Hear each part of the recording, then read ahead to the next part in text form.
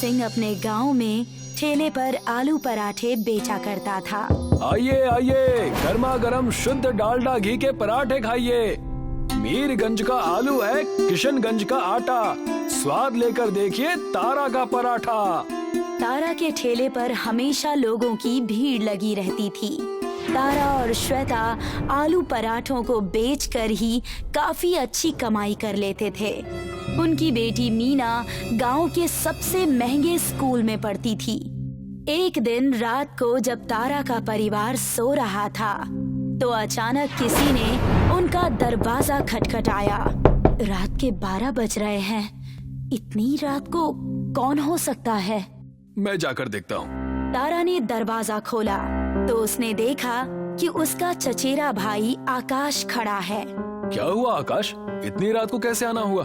तारा भाई, मेरी पत्नी की तबीयत बहुत खराब है, क्या आप 1500 रुपए देकर मेरी मदद कर सकते हैं? हाँ हाँ, क्यों नहीं, तुम बस 5 मिनट रुको। मैं आपके पैसे जल्दी लौटा दूंगा।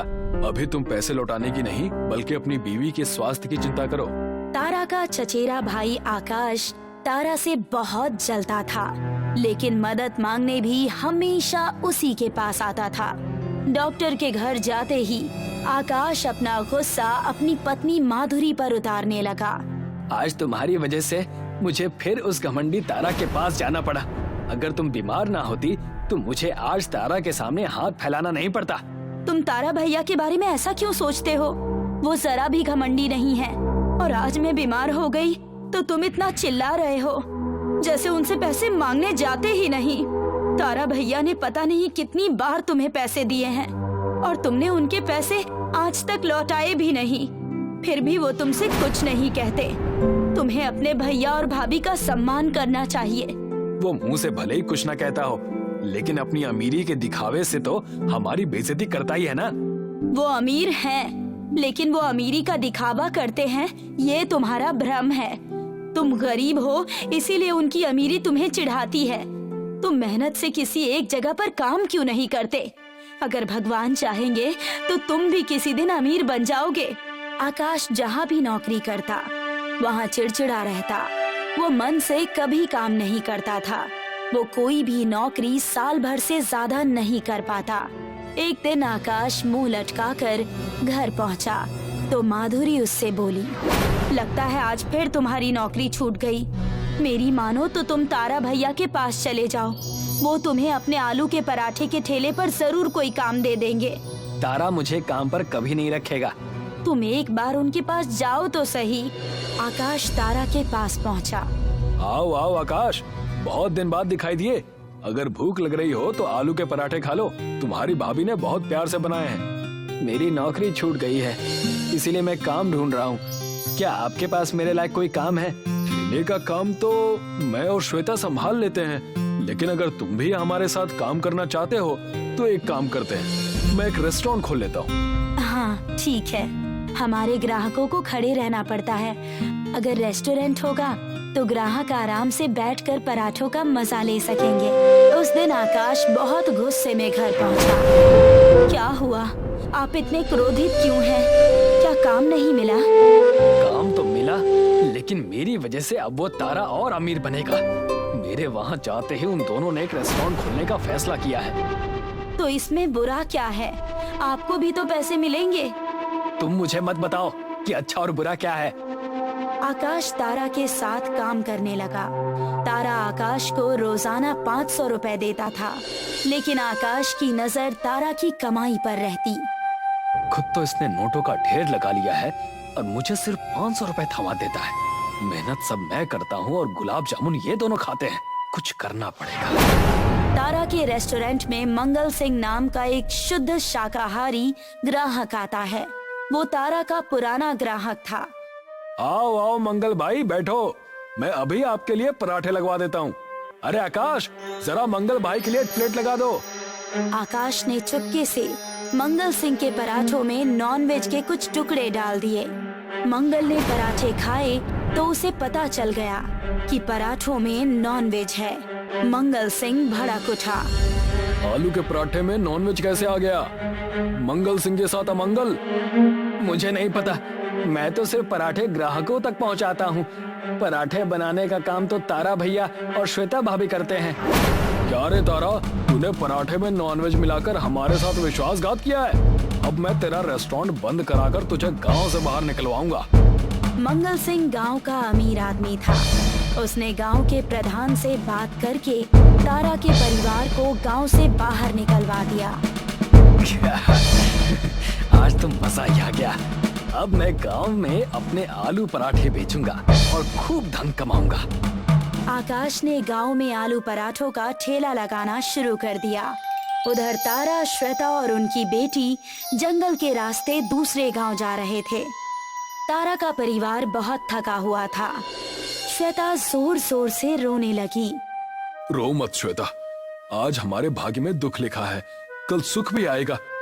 लेकिन अब हम कहाँ जाएंगे और कैसे कोई काम धंधा शुरू करेंगे? हम तो अपना घर भी बेच चुके। हमें आगे बढ़ते रहना होगा जब तक हम किसी गांव में नहीं पहुंच जाते। तारा का परिवार जंगल में रास्ता भटक गया। ये जंगल तो खत्म होने का नाम ही नहीं ले रहा। लगता है हम भटक गए हैं। अचानक उन्हें पानी की आवाज सुनाई दी। तीनों पानी की आवाज का पीछा करते करते एक नदी के पास पहुँचे। उन्होंने देखा कि नदी में आलू के पराठे तैर रहे हैं। तारा ने नदी का पानी पिया और पराठा खाकर देखा। ये तो चमत्कार हो गया, नदी का पानी ठंडा है और पराठे गरम। यहाँ पर तो कोई इंसान दिखाई नहीं दे रहा। लगता है ये नदी सबसे पहले हमने ही खोजी है। हमारे पास धंधा शुरू करने के लिए लागत नहीं है। अगर हम इन्हीं पराठों को बेच पाए तो कितना अच्छा होगा। ठीक कहा, अब हमें बस एक गांव की तलाश है। कई किलोमीटर चलने के बाद वे बेसनपुर नाम के एक गांव में पहुंच गए। शुरुआत में उन्हें एक झोपड़ी में रहना पड़ा। तारा रोज अंधेरे ही पराठों की नदी पर चला जाता और ढेर सारे पराठे ले आता। फिर वो उन्हें गांव में बेचता। नदी के पराठों की विशेषता ये थी कि वो कभी भी खराब नहीं होते थे। धीरे धीरे तारा की आर्थिक हालत सुधरती गई और उसने एक मकान खरीद लिया। उधर आकाश भी अब गरीब नहीं रह गया था। उसने पराठे बेच बेच कर मोटरसाइकिल खरीद ली थी। आज गांव के एक आदमी ने मुझे बताया कि तारा और श्वेता बेसनपुर गांव में हैं। कल मैं उनसे मिलने जाऊंगा और उन गरीबों को अपनी मोटरसाइकिल दिखाकर चिढ़ाऊंगा। अगले दिन आकाश बेसनपुर गांव पहुंचा। उसने एक आदमी से पूछा, सुनो भाई, यहाँ तारा का घर कौन सा है? तारा आलू पराठे वाले का घर वो सामने है। आकाश ने जब देखा कि तारा बड़े मकान में रह रहा है तो उसका सारा उत्साह ठंडा पड़ गया।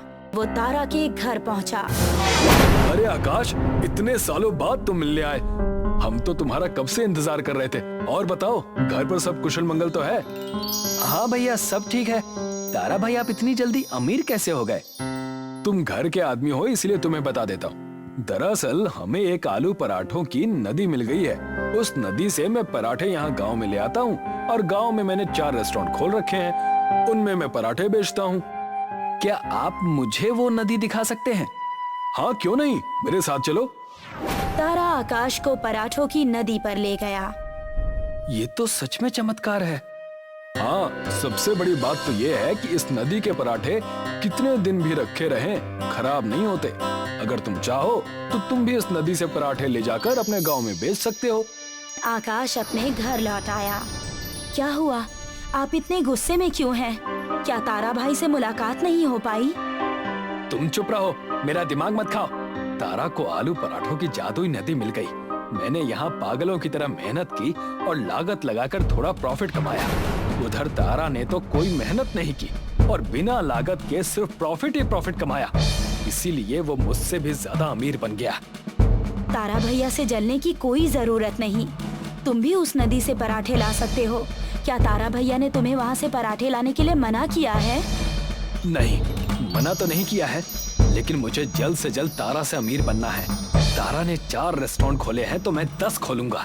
सिर्फ गांव में ही नहीं, शहर में भी खोलूंगा और हर रेस्टोरेंट पर पराठों की सप्लाई करूंगा। अगले दिन आकाश तारा के पास पहुंचकर बोला, तारा भैया, मैं पराठों की नदी में एक बांध बनाऊंगा।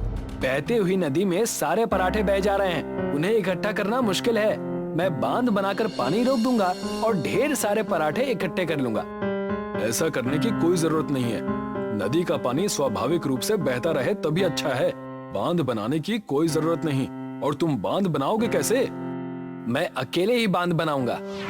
आकाश ने तारा की एक नहीं सुनी और उसने नदी पर एक हैवी डैम बना दिया। आकाश पराठे इकट्ठे करने लगा। एक दिन जब आकाश नदी से पराठे इकट्ठे कर रहा था तो नदी का बांध बहुत ज्यादा पानी इकट्ठा हो जाने की वजह से फट गया और आकाश नदी में बह गया। फिर उसका कुछ अता पता नहीं चला। तभी तो कहते हैं इंसान को थोड़े में ही संतुष्ट रहना चाहिए। बहुत ज्यादा की लालच अच्छी नहीं होती। मधुमती के 2 बेटे थे, अजय और विजय। अजय की शादी प्रज्ञा से हुई थी और विजय की शादी संध्या से। प्रज्ञा घर की बड़ी बहू होने के सारे कर्तव्य निभाया करती थी, पर फिर भी अक्सर प्रज्ञा की बेइज्जती हुआ करती थी क्योंकि वो पढ़ी लिखी नहीं थी।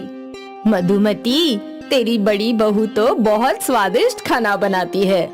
बस खाना ही बनाती है, बाकी कुछ इसके बस का नहीं। क्या मतलब? अब क्या बताऊं? मेरी बड़ी बहू अनपढ़, कहीं कुछ पढ़ने बोल दो तो इसकी नानी मर जाए। ये तो ऐसी ही है। तू उसको छोड़, मेरी छोटी बहू से मिल, संध्या।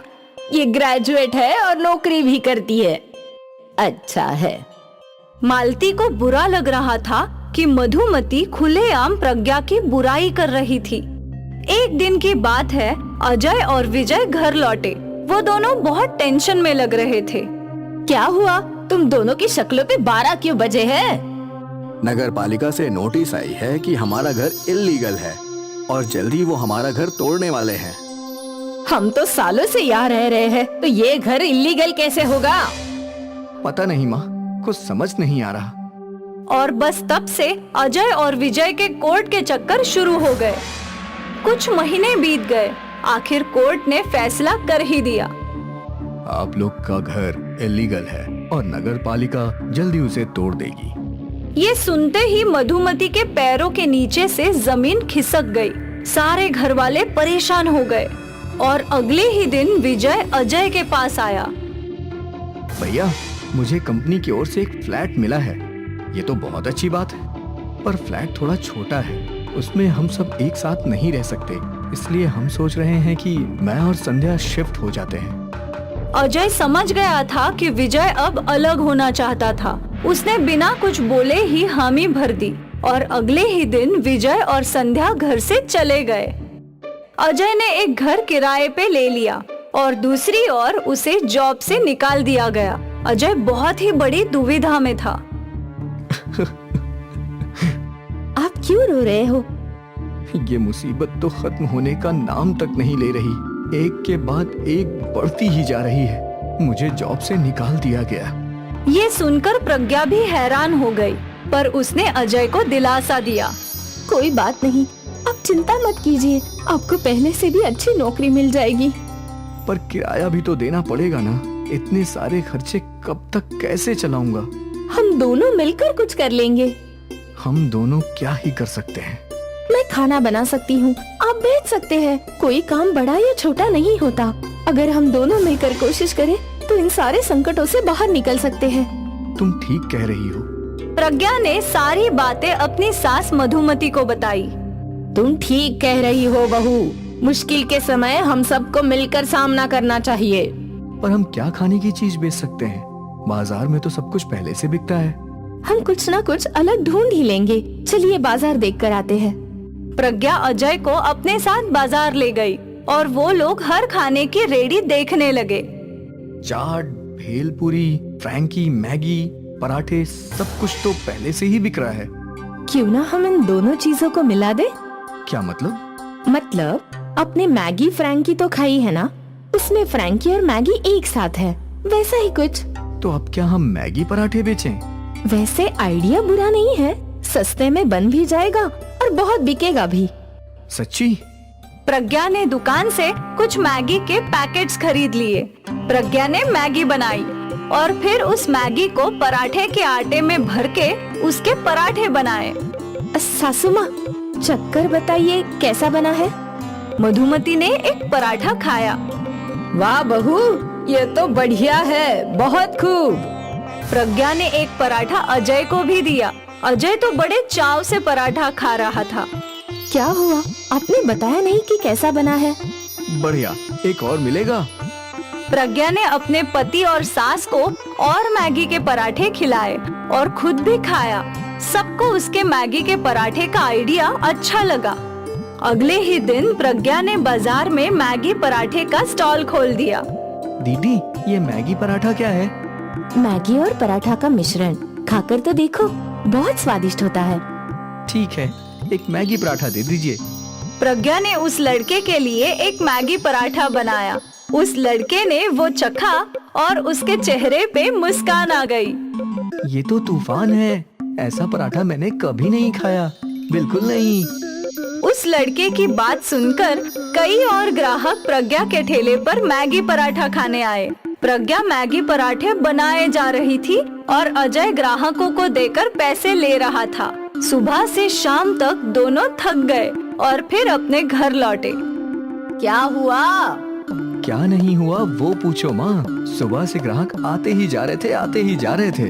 हम दोनों तो थक गए, लेकिन ग्राहक रुकने का नाम ही नहीं ले रहे थे। आज इतने दिनों बाद अजय और मधुमती के चेहरे पे मुस्कान आई थी। अब उन्हें उम्मीद की किरण दिख रही थी। अगले दिन प्रज्ञा के स्टॉल खोलने से पहले ही ग्राहक खड़े थे। प्रज्ञा धड़ाधड़ मैगी पराठे बनाए जा रही थी और ग्राहकों को देते जा रही थी।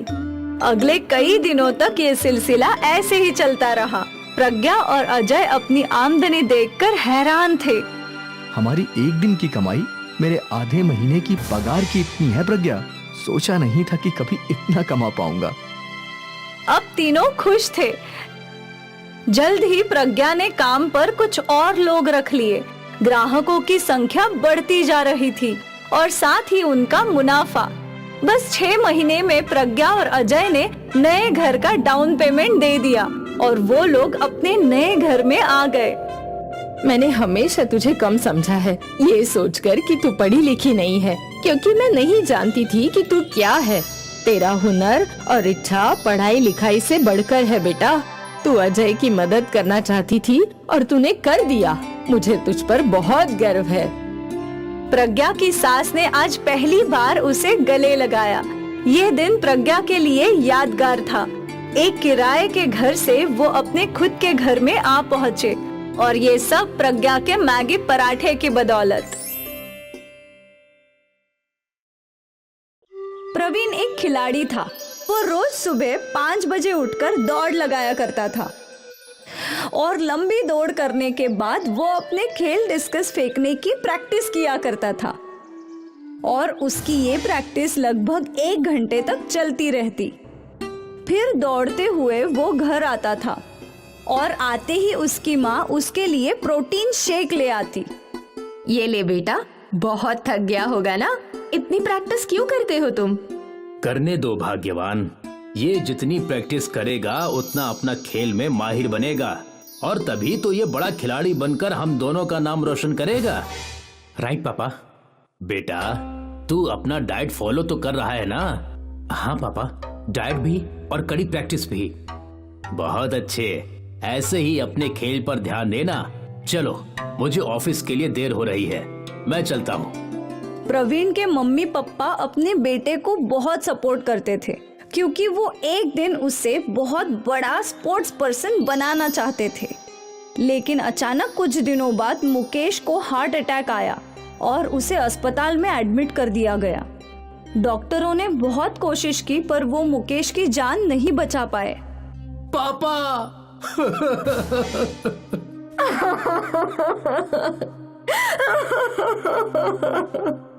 प्रवीण और मालती बेसहारा हो चुके थे। समय बीता और प्रवीण और मालती ने अपने आप को संभाल लिया। बेटा, वो तो नहीं रहे, पर तुझे उनका सपना जरूर पूरा करना है। तुझे एक बड़ा खिलाड़ी जरूर बनना है। हाँ माँ, पर माँ। तू घर की चिंता मत कर, मैं कहीं ना कहीं काम करके पैसे कमा लूंगी। नहीं माँ, आप नहीं, मैं काम करूंगा। लेकिन अगर तू काम करेगा तो तेरा खेल। माँ, मैं सुबह प्रैक्टिस करूंगा और फिर दिन में काम करूंगा। आप चिंता मत कीजिए, सब हो जाएगा। पर तू क्या काम करेगा? आप पवन मामा से बात कीजिए, हो सकता है उनके ढाबे पर मेरे लायक कोई काम हो। ठीक है, मैं बात करती हूँ। मालती ने अपने चचेरे भाई पवन को कॉल लगाया। हेलो हाँ दीदी, बोलिए। पवन, प्रवीण के लायक कोई काम हो तो बताना। दीदी, आप उसे कल ही ढाबे पर भेज दीजिए, यहाँ वो कुछ न कुछ तो सीख ही जाएगा। ठीक है। मालती ने फोन कट कर दिया। बेटा, कल ही मामा जी के ढाबे पर चले जाना, वो तुम्हें काम सिखाएंगे। जी माँ। अगली सुबह प्रवीण ढाबे पर पहुंचा। वहाँ वो अपने मामा जी से मिला। दीदी कैसी हैं? अब माँ ठीक हैं। जीजा जी का जाना एक बहुत बड़ा सदमा था। मामा जी, मैं माँ की जिम्मेदारी उठाना चाहता हूँ। अच्छी सोच है बेटा। मुझे तो कोई काम नहीं आता, आप अगर मुझे कोई काम सिखा दें तो बहुत मेहरबानी होगी मामा जी। बेटा, ऐसी बातें क्यों कर रहा है? तू मेरा भांजा है, मैं तुझे काम भी सिखाऊंगा और पैसे भी दूंगा। चिंता मत कर बेटा। धन्यवाद मामा जी। पवन प्रवीण को ढाबे का काम समझाने लगा। फिलहाल तेरा काम है कस्टमर्स के ऑर्डर लेना और उन तक ऑर्डर पहुंचाना, और धीरे धीरे तुझे खाना पकाना भी सिखा दूंगा। ठीक है मामा जी। प्रवीण उसी दिन से ढाबे पर काम करने लगा। क्या ऑर्डर है सर? 2 पराठे और 1 बटर चिकन। मेरे लिए 4 पराठे और दाल मखनी। जी सर। प्रवीण ढाबे में वेटर का काम करने लगा। वो खुश था कि एटलीस्ट उसे कोई काम तो मिला। पहले की तरह रोज सुबह 5 बजे लंबी दौड़ पर जाता और फिर अपने खेल डिस्कस फेंकने की प्रैक्टिस करता, और फिर घर लौटकर काम पर जाने के लिए तैयार हो जाया करता था। बेटा, कम से कम नाश्ता तो करके जा। लाओ माँ। प्रवीण हड़बड़ी में नाश्ता खाते खाते निकल जाया करता था। हे भगवान, मेरे बेटे का सपना जरूर पूरा करना। मालती हर वक्त भगवान से अपने बेटे की सफलता की दुआ मांगा करती थी। यहाँ ढाबे पे प्रवीण पराठे बनाना भी सीख रहा था। ये तो आसान है। आसान तो है। प्रवीण जल्द ही पराठा बनाना सीख गया। वाह बेटा, पराठा तो बिल्कुल सही लग रहा है। पवन प्रवीण की प्रगति देखकर खुश था। अब से बीच बीच में प्रवीण पराठे बनाया करता था। कुछ ही दिनों में वो पराठे बनाने में एक्सपर्ट हो गया। वाह प्रवीण, अब तो तू एक्सपर्ट बन गया। सब आपकी ही सीख है भैया। अच्छा है। प्रवीण के मामा जी भी ये देखकर बहुत खुश थे। फिर एक दिन जब प्रवीण ढाबे में पहुंचा तो उसने देखा कि मामा जी बहुत परेशान हैं। क्या हुआ मामा जी? आज एक बावर्ची नहीं आया पराठे वाला। मामा जी तो क्या हुआ? मैं पराठा बना दूंगा। आज छुट्टी का दिन है, कस्टमर्स भी ज्यादा होंगे। तू कस्टमर संभालेगा या पराठे बनाएगा? मैं दोनों करूंगा, आप देखते जाइए। प्रवीण को पता था उसे क्या करना है, पर उसके मामा जी चिंतित थे कि आज उनका दिन कैसा बीतेगा। खैर दोपहर हो गई और ग्राहक आने लगे। जी सर, क्या लाऊं? मेरे लिए 4 पराठे और कढ़ाई पनीर, 3 पराठे और अंडा मसाला, मच्छी कड़ी और 4 पराठे। सारे ऑर्डर्स लेकर प्रवीण किचन में गया और पराठे बनाना शुरू कर दिया। उसने बड़े तवे पर पराठे सेकने डाले और फिर ये लीजिए सर, आपका कढ़ाई पनीर, आपका अंडा मसाला और आपकी मच्छी कढ़ी। अरे पर पराठे कहाँ हैं? अभी आ जाएंगे। प्रवीण वापस तवे के पास लौटा और वहाँ उसने तवे पर से पराठे निकाल के उसे सीधा कस्टमर्स की प्लेट में फेंका। ये देखकर कस्टमर हैरान हो गए और प्रवीण के लिए तालियां बजने लगी। ये तो फ्लाइंग पराठा है। वाह दोस्त। Thank you sir. फिर क्या था, प्रवीण तवे के पास खड़े रहकर ही पराठे फेंकने लगा। मामा जी भी बहुत खुश थे क्योंकि आज ग्राहक रोज से ज्यादा थे और कमाई भी ज्यादा थी। प्रवीण के फ्लाइंग पराठे मशहूर हो गए। लोग लाइन लगाकर फ्लाइंग पराठा खाने आने लगे। मामा जी का मुनाफा बढ़ गया और उन्होंने प्रवीण की पगार भी बढ़ा दी। प्रवीण के घर अब पैसों की कमी नहीं थी। ये लो माँ। जीता रहे बेटा। अब प्रवीण अपने खेल पर भी अच्छे से ध्यान दे पाता था।